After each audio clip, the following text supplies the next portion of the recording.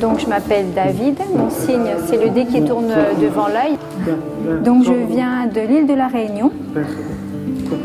Je suis arrivée en 2004 ici en fait pour passer mes études, pour préparer mon bac pro.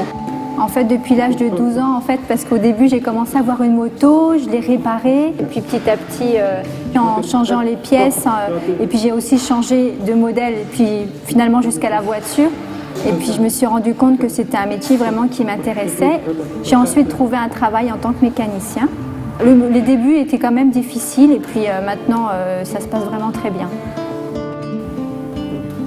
Alors en fait mon ancien responsable avec qui j'avais travaillé dans une autre entreprise a trouvé un emploi ici et donc du coup il m'a conseillé de le rejoindre et c'est vrai que je me suis vraiment bien adaptée à chaque personne de l'équipe. Avoir un collègue qui est sourd et muet, au début, c'est pas évident. C'est pas évident. La première rencontre, on ne savait pas trop comment que ça allait se passer. Au début, c'est vrai que c'était un petit peu difficile et on est passé souvent par l'écrit.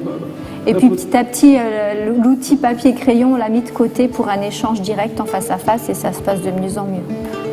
La semaine qui suivait, déjà, on voyait qu'on allait bien s'entendre, qu'on se comprenait bien. Il suffit d'un regard qu'on sait tout de suite ce qui se passe ou s'il a besoin d'aide. Par exemple, pour ce qui est des roulements, c'est vrai que ça peut donner des bruits. Donc je demande à mes collègues qui viennent m'aider pour m'expliquer si je dois les changer ou pas.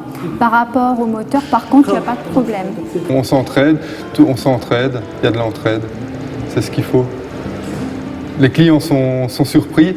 C'est vrai qu'il y a beaucoup d'entendants qui se mettent directement à s'adresser à moi et donc du coup quand je commence à faire le signe, leur expliquer que je suis sourde, souvent ça les coupe dans leur conversation et puis ils vont vers un collègue qui est entendant. En fait, les clients me voient travailler. Après je peux même leur conseiller certaines pièces à changer, je peux leur montrer quelque chose qui est défectueux. C'est bien de le voir dans notre équipe. J'ai envie de continuer mon métier en fait.